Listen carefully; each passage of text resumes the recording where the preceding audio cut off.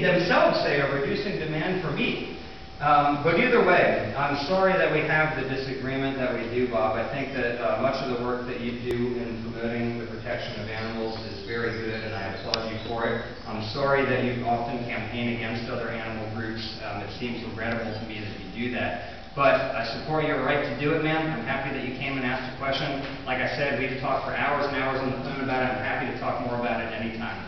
Yes, sir. I have a follow-up question, which is that I've seen the same transformation that you have described in society occurring with HSUS, going from basically a dog and cat organization to now aggressively campaigning for farm animals and the other issues that you address.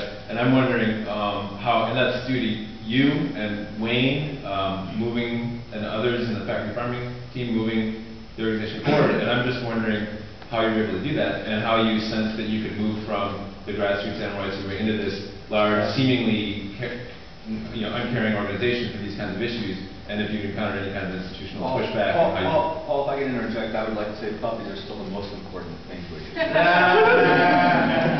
Of course, the person for our puppy milk campaign, as I will say.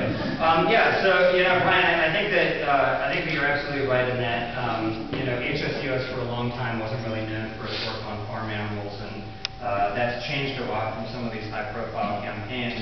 And there were some people who kind of worried about that, who thought, well, if HSUS is producing vegetarian starter kits and vegan recipes online, and is doing things like campaigns to criminalize various factory farming practices, that it might harm our membership, it might harm our financial support.